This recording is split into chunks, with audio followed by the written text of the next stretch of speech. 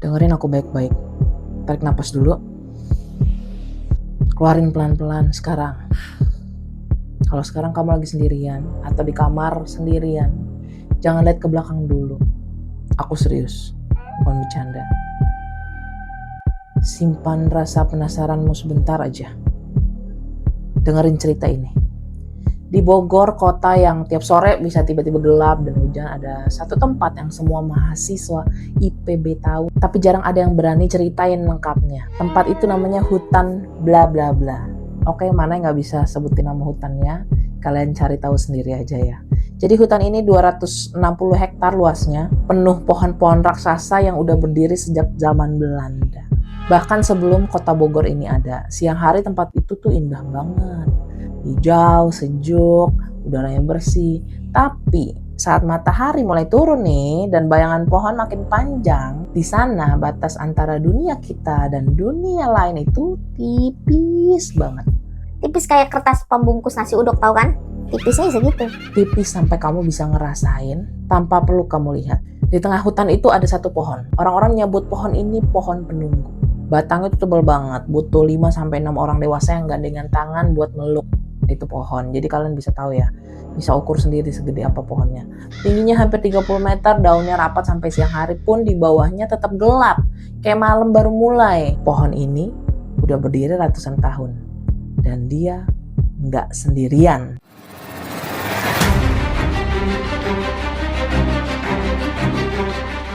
Cerita yang mau Manai kasih ini adalah kisah teman Manai part 7. Akhirnya kembali lagi di KTM. Ya, ini adalah kejadian nyata, orangnya nyata, tempatnya juga nyata. Sampai sekarang pohon itu masih ada di sana, di pagar kecil, dijaga ketat, dan sampai sekarang juga orang-orang yang pernah ngalamin hampir nggak ada yang berani balik ke sana. Udah siap? Tarik napas lagi ya. Karena ini bukan sekedar cerita horor, ini kisah tentang panggilan yang nggak boleh dijawab. Dan tentang sesuatu yang udah nunggu ratusan tahun di balik bayangan pohon tertua di Bogor. Yuk kita mulai. Sebelum masuk ke inti ceritanya, Manai mau ceritain dulu teman Manai ini yang cerita sama Manai. Semua nama seperti biasa disamarkan ya. Biar kamu paham, Rina ini bukan orang yang gampang ketakutan. Bukan orang yang suka halu atau cerita bohong. Rina adalah mahasiswi angkatan 2017 di IPB, jurusan biologi. Anaknya ceria banget, tingginya sekitar 160 cm, rambutnya panjang lurus dan selalu pakai jilbab warna cerah. Kuning, biru muda, orange. Teman-temannya bilang kemanapun Rina pergi, tempat itu jadi lebih terang. Dia suka foto-foto, suka jalan-jalan ke alam, dan jujur, dia nggak terlalu percaya hantu. Pernah nih dia bilang ke temannya, kalau hantu itu ada, pasti mereka juga sibuk kok. Nggak mungkin gangguin manusia tanpa alasan. Nah, itu dia bilang. Sampai suatu hari ternyata ada yang punya waktu buat gangguin Rina. Hidup tuh emang sebercanda itu. Jadi kejadiannya terjadi di tanggal 12 Oktober 2019. Cuaca Bogor sore itu cerah banget. Langit biru, cuma ada sedikit awan putih di ufuk barat. Rina sama dua temannya, Sari dan Dimas, berencana masuk hutan ini buat nyari spot foto buat tugas mata kuliah fotografi alam. Mereka berangkat dari kosan sekitar jam 3 sore, janjian jelas di jam 7 malam harus udah di gerbang depan. Gak boleh telat, gak boleh pisah-pisah. Sampai di pinggir hutan, mereka bertiga masuk jalur setapak. Suasana sore itu damai banget. Burung-burung terbang, pulang, angin sepoi-sepoi, bikin daun tuh berdesir pelan. Ngerti kan ya berdesir tuh kayak gimana? Cahaya matahari ini nembus celah dedaunan nih, bikin bintik-bintik cahaya di tanah. Cantik banget pokoknya deh sore itu. Kayak di film-film fantasi gitu. Rina jalan paling depan, kamera udah dia genggam erat-erat, matanya berbinar-binar, seneng banget dia. Sampai di suatu tempat, Rina tiba-tiba berhenti. Ada apa tuh? Di depannya, tegak lurus di tengah jalan, berdiri pohon penunggu. Sari dari belakang teriak pelan, Rina, kenapa berhenti? Ayo lanjut, nanti gelap. Rina nih gak langsung jawab, dia berdiri diam, kamera turun pelan dari matanya. Matanya menatap ke batang pohon itu. Bukan ke depan langsung, tapi sedikit ke samping, seolah ada orang berdiri di balik batang raksasa itu. Lalu dia bicara, suaranya pelan tapi jelas. Kalian duluan ya, aku mau ngobrol sama seseorang dulu di sini. Nah lo, padahal cuma bertiga lo dia. Orang yang mana nih? Dimas ngerutin kening nih, maju mendekat, dia nanya, orang siapa? Di mana? Gak ada siapa-siapa Rina. Rina noleh, dan saat itu Sari bilang, bulu kuduknya langsung berdiri. Karena senyumnya Rina bukan senyum si Rina lagi. Senyum itu pelan, tenang, tapi matanya nggak ikut tersenyum. Matanya kosong. Kayak orang lagi tidur tapi sambil berjalan gitu. Ada perempuan di belakang pohon ini, kata Rina, lembut banget. Suaranya lembut banget, kayak suara ibuku waktu aku kecil. Dia bilang namanya Nyi. Nyi apa ya? Aku lupa. Dia bilang dia mau nunjukin aku sesuatu yang indah. Bunga yang gak pernah layu. Pohon yang daunnya berkilauan kayak permata. Belum apa-apa udah merinding. Sari langsung pegang tangan Rina nih. Rina, ayo pergi. Pak Surya penjaga hutan yang udah puluhan tahun kerja di sini pernah bilang, jangan pernah berhenti lama di depan pohon itu. Jangan jawab kalau ada yang manggil dari sana. Jangan lihat ke belakang pohon itu. Ayo kita pergi. Nanti gelap banget, Rin. Gitu katanya Sari kan. Rina nih geleng pelan. Tangannya ditarik pelan nih dari tangan Sari. Mau lepas gitu. Kalian duluan aja katanya. Aku janji gak lama. Aku cuma mau lihat sebentar terus nyusul. Gak apa-apa kok. Dia gak jahat. Wadidaw nih. Aduh, baru juga masuk hutan. Si Dimas mulai gak nyaman. Gak boleh, kita janjian gak pisah. Ayo sekarang juga pergi. Tapi Rina malah balik badan nih. Dia menghadap pohon itu. Punggungnya menghadap ke Sari dan Dimas. Jadi di belakangnya gitu. Sari sama Dimas nih. Dan dia bicara. Bukan ke temannya. Tapi ke balik pohon itu. Wala. Alamak jantor ini mah. Aku datang sebentar ya. Tunggu aku. Waduh, Sari sama Dimas saling pandang. Mereka bingung kan. Takut, bingung harus ngapain. Jam udah hampir jam 6 sore. Cahaya mulai orange kemerahan, hutan mulai berubah warna, bayangan makin panjang, makin gelap. Rina, tolong ayo pergi, kata Sari. Suaranya udah mulai gemetar. Kita takut. Rina noleh sedikit, baunya aja nih, gini doang. Kalian duluan, aku nyusul, jangan khawatir. Waduh, suaranya bukan suara Rina yang biasa, yang ceria gitu, tapi ini lembut banget. Pelan, tapi ada sesuatu yang berat di dalamnya. Seolah bukan Rina yang bicara, tapi mulutnya yang dipakai buat bicara. Itu siapa tuh yang rasuk Rina? Akhirnya karena hari makin gelap nih dan mereka berdua benar-benar takut, Sari sama Dimas berjalan mundur pelan-pelan, lalu berbalik dan berjalan cepat meninggalkan Rina sendirian di depan pohon penunggu itu. Sebelum hilang di balik tikungan, Sari noleh nih sekali lagi. Si Rina ini masih diam diri di sana, ngadep pohon. Dan di sekitar kakinya, kabut tipis tuh kayak mulai muncul, padahal cuaca cerah dan tanahnya kering. Itu terakhir kali Sari sama Dimas melihat Rina, sebelum semuanya berubah menjadi mimpi buruk yang nyata. Jam 7 malam, Sari dan Dimas sudah nunggu di gerbang depan. Rina belum datang-datang juga. Jam 7:30 malam belum ada tanda-tanda. Mereka mulai gelisah, bolak-balik, ngelihat ke arah jalan masuk hutan. Gak ada siapa-siapa, angin makin kencang, langit makin gelap. Jam 8 malam mereka kembali masuk hutan, sejauh tempat mereka meninggalkan Rina. Pohon penunggu itu gelap, sepi, gak ada siapa-siapa. Rina udah hilang. Mereka berteriak namanya berkali-kali, Rina, Rina. Tapi yang jawab cuma gema suara mereka sendiri, memantul di antara batang-batang pohon, lalu hilang di telan kegelapan. Wah, speechless mana ini kayak begini. Mereka panik, keluar hutan langsung lapor ke pos satpam kampus. Kenapa nggak lapor dari tadi sih? Mungkin karena saking paniknya kali ya. Satpam yang jaga malam itu Pak Ujang. Dia dengar ceritanya langsung berkerut lah nih keningnya. Pohon penunggu? Kamu tinggalin teman kamu sendirian di depan pohon itu? Nah, dimarahin kan sama Pak Ujang? Sari ngangguk sambil menangis. Dia bilang mau ngobrol sama seseorang, Pak. Dia nggak mau ikut kami. Pak Ujang hela napas panjang. Aduh, pagi ini saja Pak Surya bilang ke kami, minggu itu pohon ini nggak tenang. Kabut tuh sering muncul padahal cuaca cerah. Banyak yang dengar suara bisik-bisik di sekitar sana. Tapi semoga dia baik-baik aja ya. Kita cari sekarang juga. Malam itu tim pencari pertama dibentuklah. 15 orang, satpam, beberapa mahasiswa laki-laki yang berani. Mereka bawa senter besar, peluit, tongkat. Mereka nyisir lah tuh setiap jalan setapak, setiap semak-semak, setiap celah di sekitar pohon penunggu. Nihil, nggak ada apa-apa, nggak ada siapa-siapa. Nggak ada tas, nggak ada HP, nggak ada jepit rambut, nggak ada sehelai kain pun yang tersangkut di dahan pohon. Rina beserta kamera, tas, dan semuanya lenyap gitu aja. Aduh, kayak mana ya? Besok paginya, hari kedua, pencariannya diperluas. Lebih dari 50 orang datang, satpam kampus, tim keamanan daerah, warga sekitar, mahasiswa sukarelawan. Mereka bagi tim, bagi area. Mereka mencari sampai ke pinggir hutan, sampai ke perbatasan kebun teh, sampai ke sungai kecil di bagian utara. Bahkan drone juga dipakai tuh dikirim, motret seluruh area hutan dari udara. Tetap nggak ada jejaknya. Hari ketiga nih suasana makin berat. Keluarga Rina udah datang dari Bandung. Ibunya udah nangis-nangis nggak henti-henti. Ayahnya berjalan diam-diam, matanya merah. Banyak mahasiswa mulai cerita. Ada yang bilang Rina pasti tersesat, ada yang bilang mungkin dia diculik, tapi ada yang berbisik pelan nih. Dia dipanggil. Wadidaw, alamak Jan. Lala bapak. Sore itu tim pencari berhentilah di pohon penunggu. Semua orang diam melihat pohon itu. Batangnya gelap, daunnya tuh berdesir pelan seolah lagi berbisik nih satu sama lain nih. Pak Surya, penjaga hutan yang udah 30 tahun kerja di sana, orang yang paling dihormati di kampus soal hal mistis. Dia berdiri diam di depan pohon itu. Tangannya megang sabit kecil gitu, matanya menatap tajam ke atas ke dahan-dahan yang tinggi. Kepala tim pencari mendekatlah. Dia ngomong sama Pak Surya nih. Pak Surya, menurut Bapak di mana dia? Pak Surya ini diam cukup lama. Lalu pelan-pelan dia berkata, suaranya rendah tapi jelas. Kalian cari di tanah, di jalan, di semak-semak, tapi kalian lupa satu hal. Pohon penunggu itu bukan cuma berdiri di atas tanah. Dia punya akar yang masuk ke dalam dan dahan yang menjulang ke atas. Kalau dia dipanggil oleh pohon itu, dia nggak di bawah, dia di atas. Beberapa orang bergidik langsung, ada yang bisik, di atas. Pohon itu tingginya hampir 30 meter. Nggak ada cabang rendah, nggak ada tangga. Gimana mungkin? Pak Surya noleh, matanya tajam tapi sedih. Kamu pikir yang memanggilnya itu butuh tangga? Ele juga ini mah.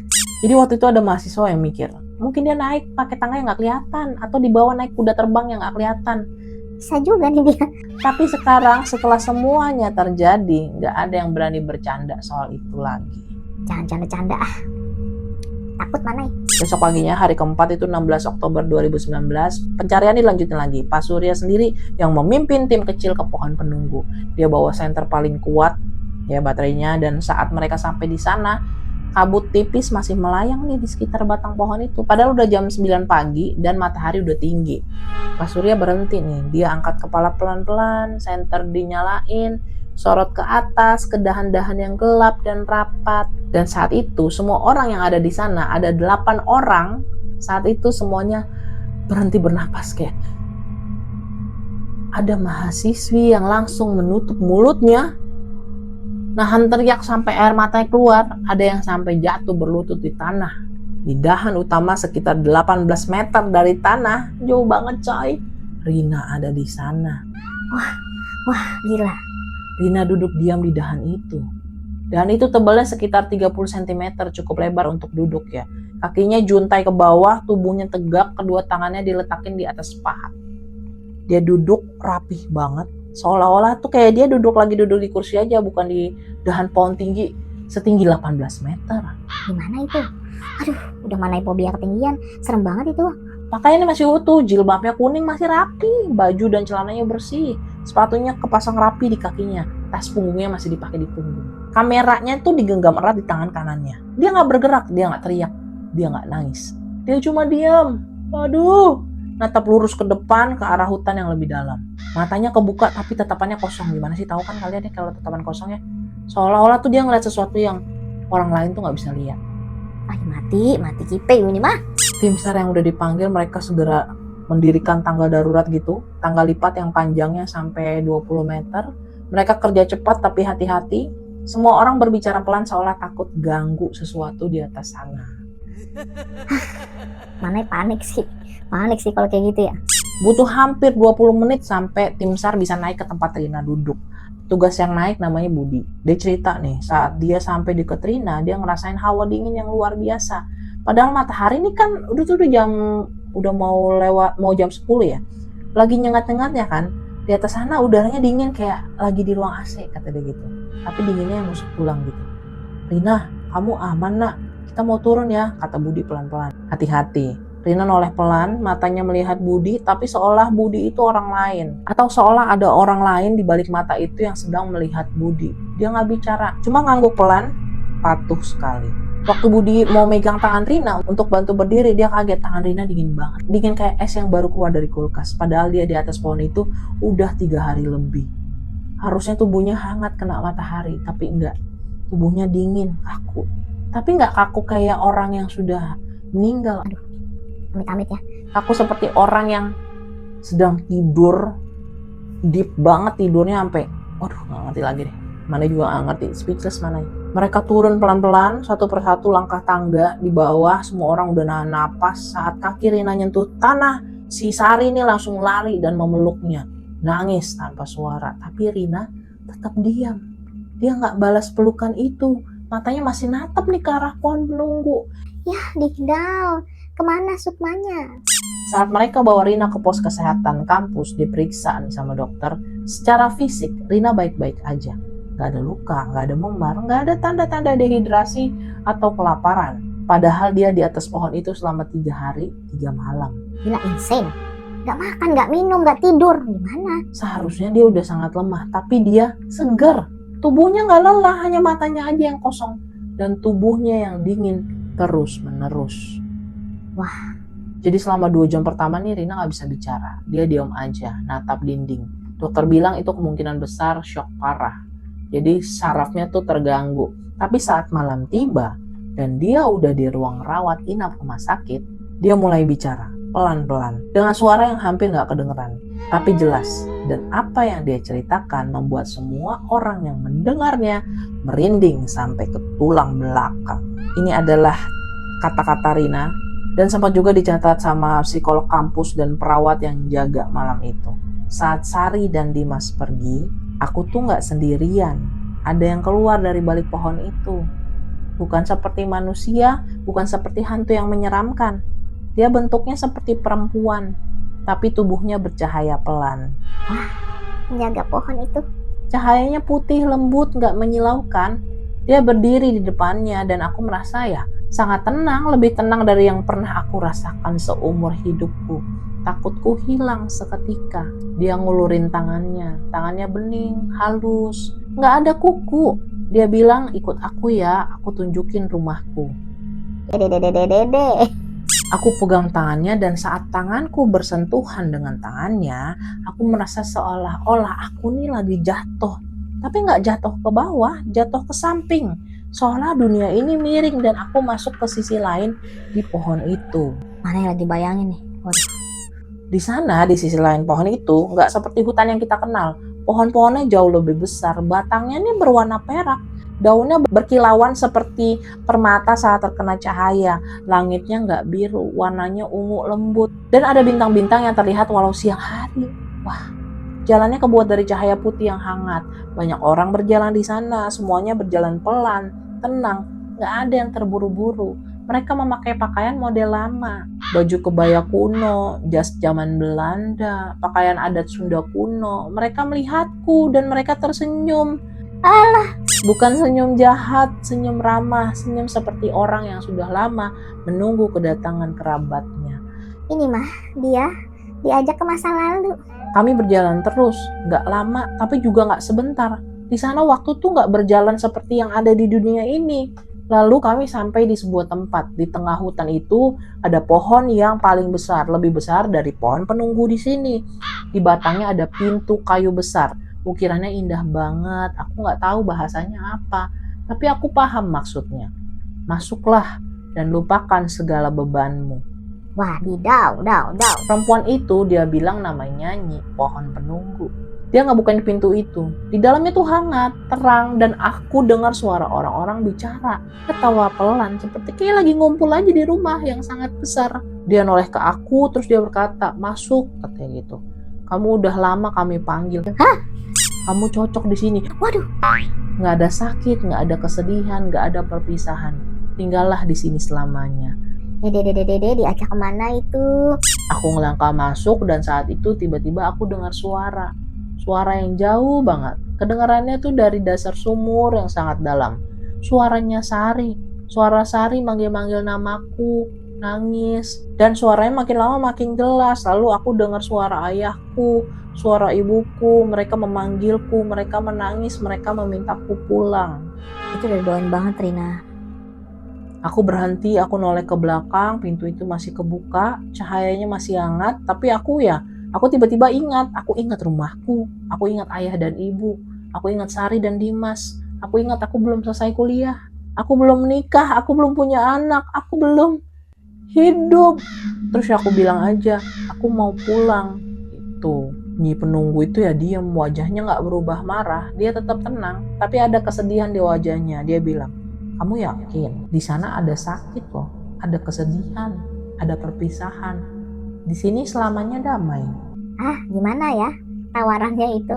Aku tahu, kata si Rina nih. Tapi itu rumahku dan mereka menungguku. Dia ngangguk pelan soalnya dia tuh udah tahu jawabanku.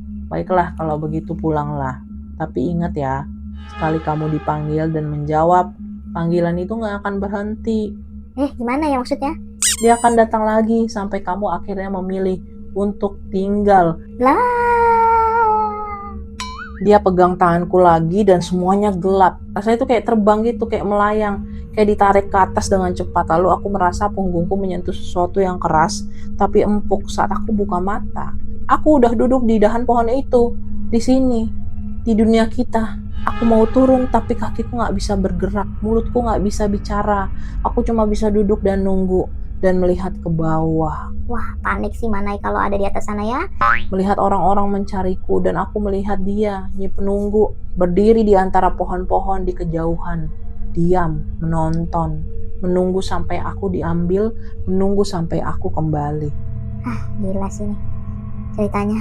Jadi itu semua yang Rina ceritain. Setelah itu dia gak mau bicara lagi soal itu. Dia nolak menceritakan detail lebih lanjut. Siapapun yang bertanya, dia gemeter setiap kali ada pohon atau hutan disebut.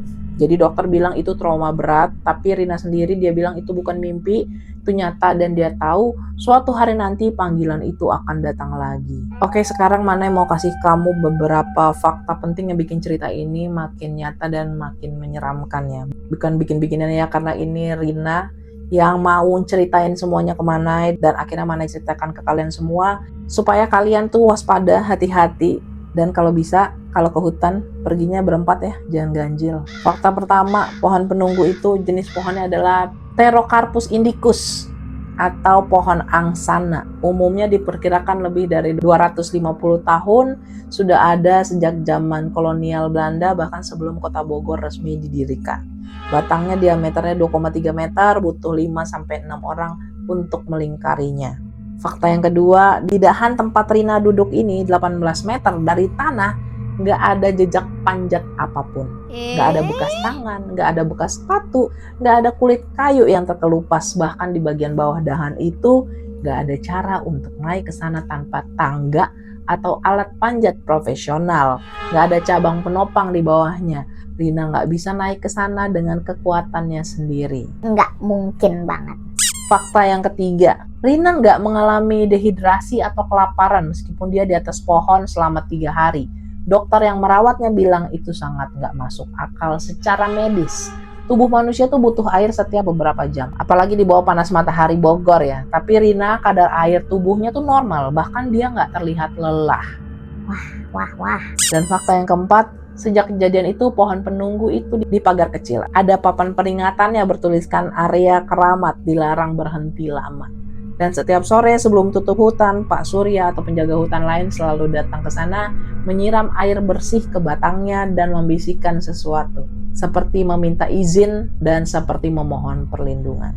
Ini fakta yang kelima dan yang paling bikin merinding. Beberapa mahasiswa yang lewat sana setelah kejadian itu, terutama saat sore hari, melaporkan melihat sesuatu yang aneh. Mereka melihat bayangan di dahan tempat Rina duduk dulu.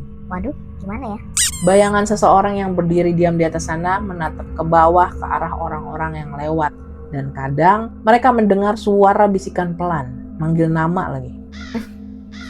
Hati-hati ya guys. Rina sekarang udah lulus dari IPB, dia kerja di Jakarta, dia jarang sekali pulang ke Bogor, tapi setiap kali dia harus ke sana untuk urusan kampus atau yang lain, dia selalu memastikan nggak sendirian dan dia nggak pernah mendekati hutan itu lagi.